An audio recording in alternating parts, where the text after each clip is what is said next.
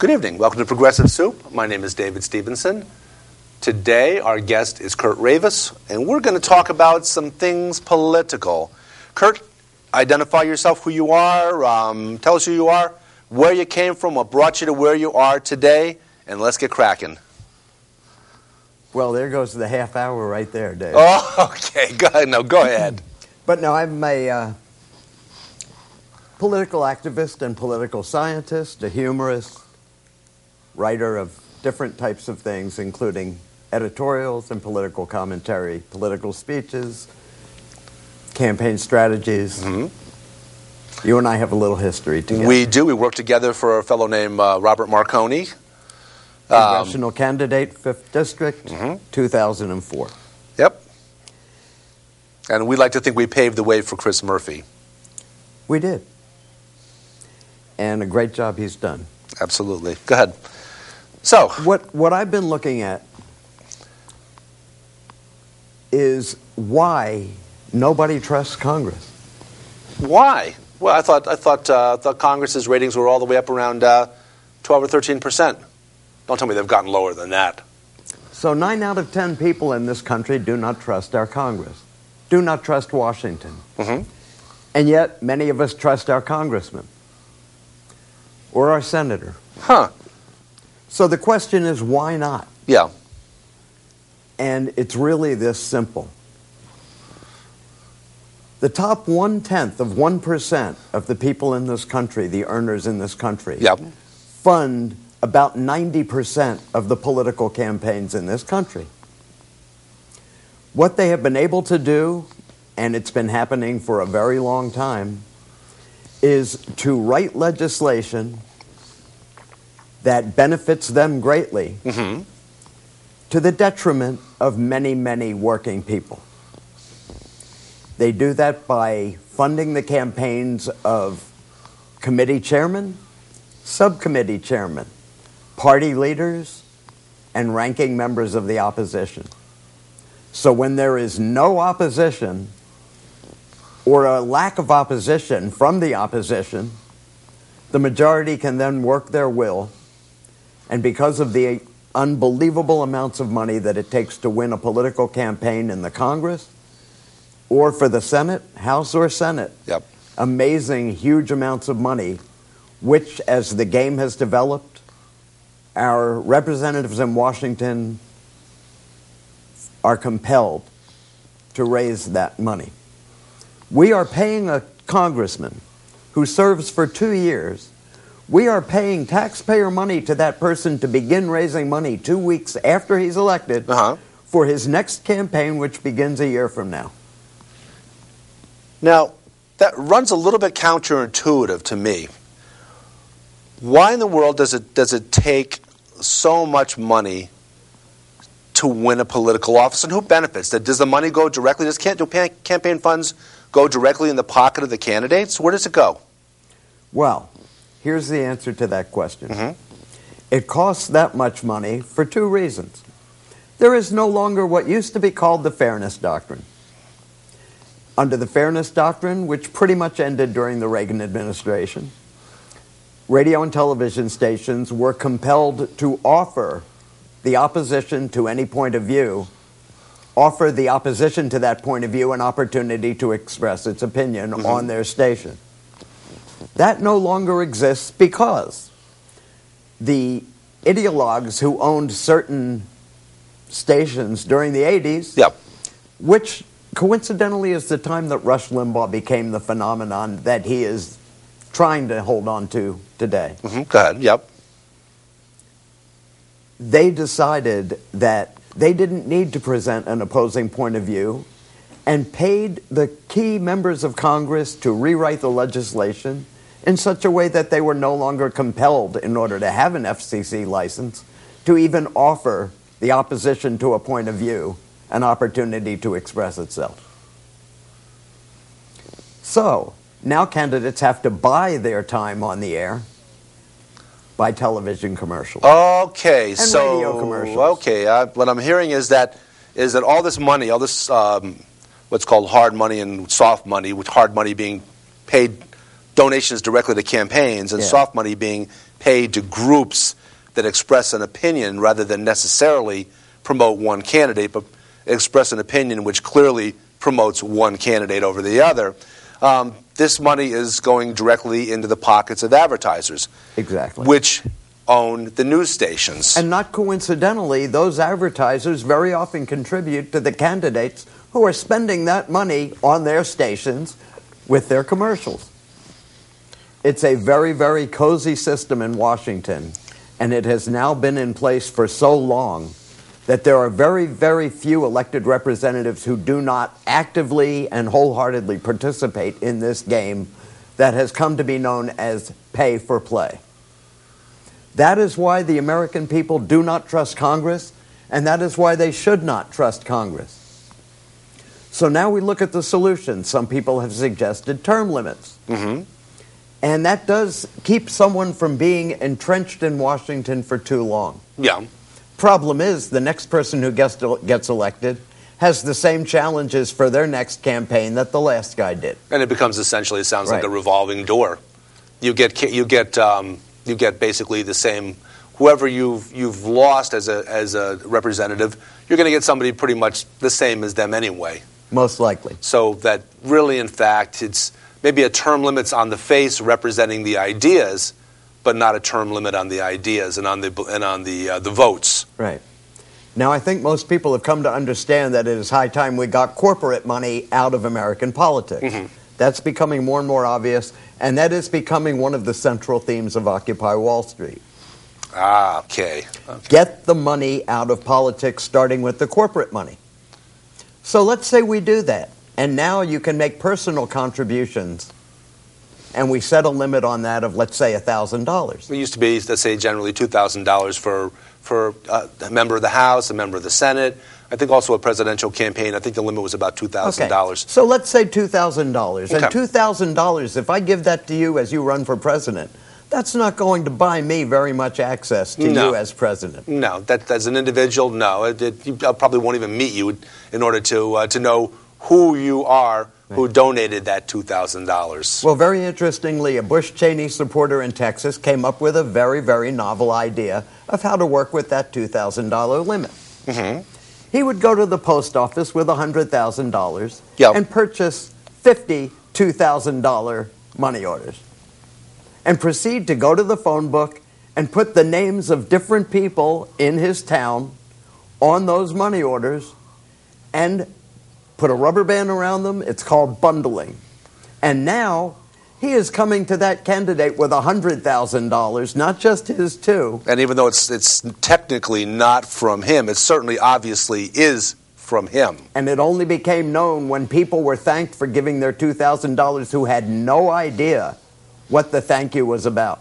Now, this bundling concept, it sounds like, is this the concept that got a fellow by the name of Tom DeLay sent to prison?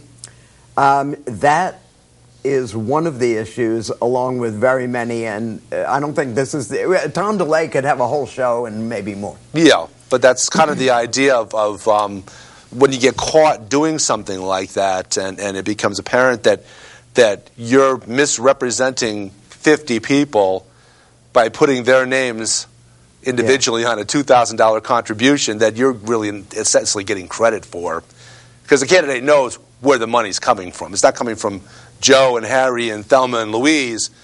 It's coming from Curt Rayvis. Thank you, Curt. Thank you for the $100,000 from Joe and the rest of the gang. And when I call you and say, Mr. President, I'm the guy who gave you $100,000 last month. I want to talk to you about something that's coming up that I want your support on. I'm going to get you on the phone. Probably. Meanwhile, if I gave you $2,000, I might get a nice letter, and maybe one of your higher staff members will call me back. Yeah, and spend a minute on the phone with you and say thank you. And thank me on your behalf. But, of course, knowing how busy you are. Mm-hmm. Absolutely. Chris Murphy, to his credit, has always stood for one solution to this whole problem in Washington. And interestingly, Ron Paul is in complete agreement. Ron Paul being a libertarian, of course, and Ron Paul, and we've had libertarians on this show and found that there's quite a bit of common ground between libertarians and progressives particularly on money. When it comes to money, campaign financing, wars, and things of that nature. But go ahead. Publicly financed elections. Mm-hmm. In publicly financed elections, the incumbent and any challenger who is able to get an agreed-upon number of signatures, and that's determined in the state legislature based on the size of the state and the district. Yep. Any candidate, including the incumbent, get exactly the same amount of money to spend on that campaign. Whether it's $200,000, $100,000, whatever it is, that is it, to be spent however they please, but not a penny more. And strict enforcement of those rules. And we'll put a good word in for Connecticut on that, because Connecticut does have public campaign financing for Correct. the state. But for state offices. State offices. Now it needs to happen for all federal offices, because what that enables a congressman to do, or a senator, is to get to Washington and actually represent his constituents and do what is in the best interest of the people who he represents in Washington, rather than having to constantly be aware of doing what is required by the people who have funded his campaigns and on whom he would be depending for future campaigns. I once asked Chris Murphy's chief of staff, how much more work could our congressman get done if he needed to spend not 1 minute raising money? He said, honestly, a third more in Chris's case, and he doesn't meet with lobbyists or take corporate money. Now, you mentioned about how, and we've all heard about how candidates get elected to office, and the first thing they have to do out the door is begin raising money for the next race 2 years later, or in the case of the Senate, 6 years later. Correct. That's and we a are lot of paying time. them with taxpayer money. We're paying them while they do that. Mm-hmm. I would think that everyone on the left, in the right, and in the center would scream bloody murder that we are paying our elected representatives to run around raising money to further their time in Washington and increase their power base and seniority. We are paying them to do that. I don't want my taxes used just to help that guy keep himself in office. Do you? Not at all. Not at all. Does anyone watching this program? I think there probably would be 100% agreement that we do not want our candidates out there having to spend the time to raise money to run for re-election. So now what will it take to change this? Well, we had finance laws in place which it seems have been overturned. We had the McCain-Feingold finance laws. Yeah. John McCain, Republican senator, Russ Feingold, Democratic senator, worked together to enact legislation which limited the amount of money spent on campaigns. Yeah. And brought us that $2,000 limit for federal office. Yes. $2,000. Then you could give $2,000 in a primary, and then again give $2,000 in a general election to a candidate that won the primary. Yes. But how well did that work, and what unraveled it? It was after McCain-Feingold that bundling started. It was after McCain-Feingold that 527 organizations and similar acronym organizations began to run ads intensively without any fact-checking, without any factual basis, designed specifically to damage candidates who the people putting up the money for those groups who remain anonymous by law. Mm-hmm. And interestingly, they remain anonymous by law because the lobbyists for those people knew exactly whose campaigns to fund to keep the law from having to reveal who they are. And that situation still exists where Citizens United, where Americans for Progress, or any number of organizations can say whatever they want because there is nobody and nothing accountable behind those commercials.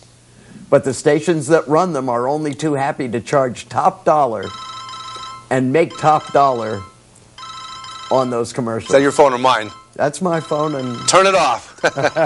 Matter of fact, you know what? My apologies, Dave. That's okay. Matter of fact, I've got mine. I'm going to put mine on vibrate too. Hold on, folk. Hold on, folk. We'll be ready in a second. Volume, ringtone, vibrate, done. Okay, continue.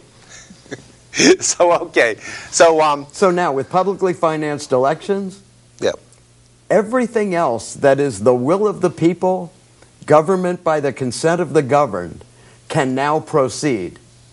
None of those things that progressives want, and honestly, none of the things that the people on the right want, can actually proceed because lobbyists from one side or the other have paid off the key people either to make something happen or to obstruct it from happening. And probably to perpetuate their lobbying jobs.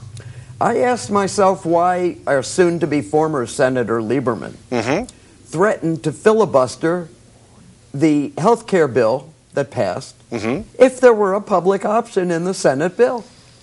When over 67% of the people in Connecticut, his constituents, wanted the public option. And we spent quite a bit of time talking to Senator Lieberman, and thankfully the senator is taking his hiatus into the sunset. Senator Lieberman would never explain why he was opposed. He was willing to filibuster that bill that his own constituents, overwhelmingly, 2/3, wanted it passed into law. Now, if you want to answer that question, all you have to do is take a look at Senator Lieberman's 4 terms in the Senate and how much money he has received during those 24 years from the private health insurance industry and the pharmaceutical industry, both of whom stand to suffer tremendously if people who are not yet 65 years old have the option of buying into Medicare to cover 80% of their doctor and hospital bills. Because right now, we are spending about $2 trillion or more every 10 years on excess profit in the private insurance industry. And don't we remember that well? For services that are not delivered, they are administrative costs, salaries, and bonuses. And don't we remember that well because a kind old grandmotherly lady by the name of Nancy Johnson was part of writing that bill while she was still in the Congress. Yes, she was. And what Nancy Johnson left us with was a windfall profit bill to the pharmaceutical lobby, which costs Americans, by the way, somewhere in the neighborhood of $200 to $400 billion a year in excess profits to the pharmaceutical industry. And it has never been paid for, so it adds to the national debt every year. It's become a permanent part of the deficit. And who wants to pay for it? As long as they can kick the can down the road, nobody wants to have to pay for this. Except our grandkids and our great-grandkids. And the pharmaceutical industry knows exactly whose campaigns to fund to make sure that they never, ever have to give up that extra profit. Now, 2 folks that we know that are in Congress that are consistently vote their, what I would call their conscience. One of whom is running for the Republican nomination for president this year, a fellow by the name of Ron Paul, and of course the other gentleman is Dennis Kucinich, have always opposed bills like this that cost money to the tune of $1 trillion over 10 years, which I believe was the ultimate bill that they foresaw. And this was not in profits. This was in guaranteed excess profits to a company like United Healthcare, which their advertisements tell people that basically they're the option if you want to have that supplemental Medicare, because Congress voted that Medicare should not cover all of your health care costs. But for a small price, you could go to United Healthcare and you could get insurance to cover you on a for-profit basis, where Medicare, which is a not-for-profit, publicly financed bill, runs very efficiently because there are no profits involved. Now, one of the things that makes Medicare work as well as it does is the size of the pool of the insured. What would make it work even better is if it had the same advantage as the private insurance industry, who has one goal in its plans for insurance. Profit. Which is profit. Which means you focus on the youngest of the workforce in their 20s and 30s, because those are people who virtually never go to see a doctor. So all of the premiums they pay month after month, year after year, actually week after week and month after month and year after year, pure profit for the private health insurance industry. However, in a Medicare scenario, all of those 20s and 30s and early 40-somethings who pay every month can pay a reasonable premium, somewhere to the tune of $200 to $300 a month, Yeah. for coverage that they're now spending over $1,000 a month for. The difference being the profit margin of the private health insurance industries, including their advertising, which is fairly expensive. It certainly is. Medicare doesn't really need to advertise when it's available to everybody. And that's part of what can happen, but only with public financing. And one more thing can happen when our legislators represent the 99%. Okay, now let's talk about efficiency just for a second, because we've got a pretty self-evident situation involved here where we compare Medicare and private insurers. Yes. Now, we know that HMOs, their profit margin, the portion of the money they take in, which is profit, overhead, profit, Yeah. basically about 30%. Medicare, as I recall, about 2%. 3% Medicare. Okay, so 3 versus 30? Well, it's not even actually 30. Very interesting. 30 is the declared profit. But in the overhead that doesn't show up in that profit are some unbelievably large salaries among an unbelievably large upper management team and advertising team. That's all counted in the overhead, not as profit. So that's in addition to the profit, which goes to the Correct. the shareholders. Now, with Medicare, if you were to look at the comparable situation and look at that profit actually is money that goes back into Medicare. Absolutely. To sustain Medicare. And there's one more feature in all of this, and we need to include Social Security. And here is something that the right refuses to grasp. And again, it comes back to Washington being paid off by just the right people. What made America so strong in the 1960s and the 1970s and the 1950s, aside from the fact that Japan and Europe were devastated as far as their ability to manufacture, and China was still very much agrarian. They were basically starting from scratch at that point, Germany and Japan. Right. America became the manufacturing giant of the world in the 1950s and 60s. Yep. And we had great manufacturing jobs, which then gave birth to wonderfully strong unions. Some would say too strong, but the growth of the unions was a direct result of the growth of the working labor force.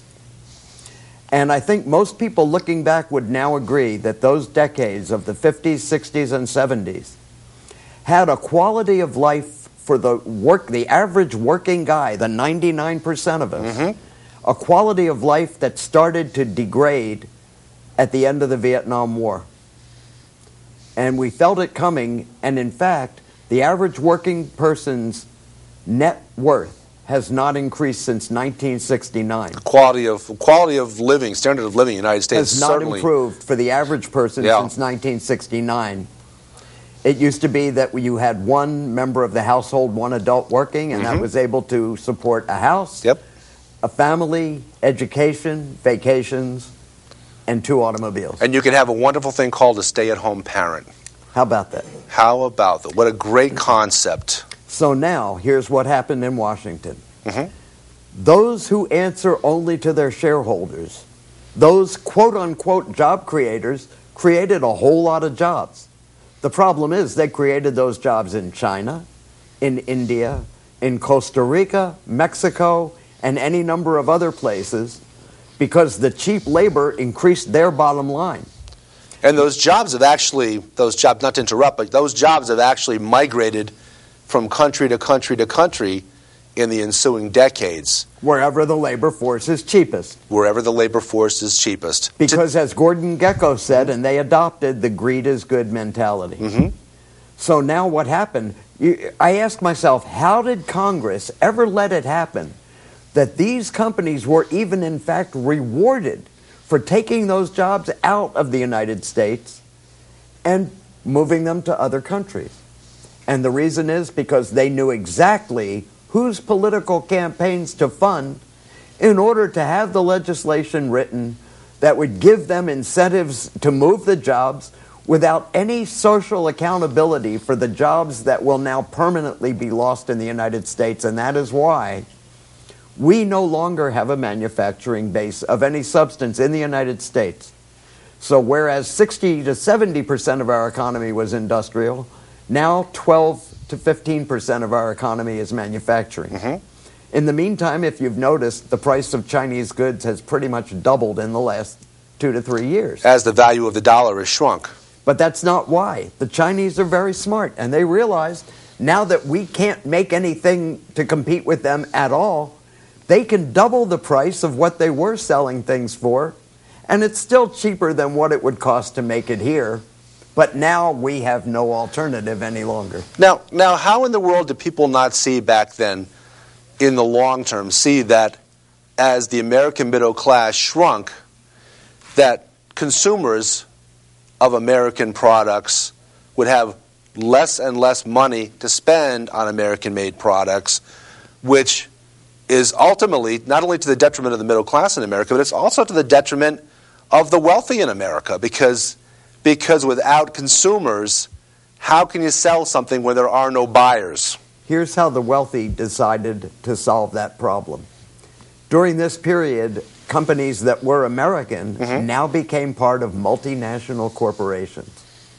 So now, the man who owned a nice big private company in the United States got a beautiful, beautiful retirement package from the German company or the Italian company or the Chinese company or the Saudi company, international mega conglomerate, that now purchased his company and maybe allowed them to keep their name and their branding. Okay, now we're down to a couple minutes. Let's take a step in the direction that we need to go to head us back in the right direction. Give us some guidance about what we can do, short-term or long-term, to head us back in the right direction. First and foremost, we, the 99%, need to raise our voices in unison in a sharp, focused, and unrelenting way.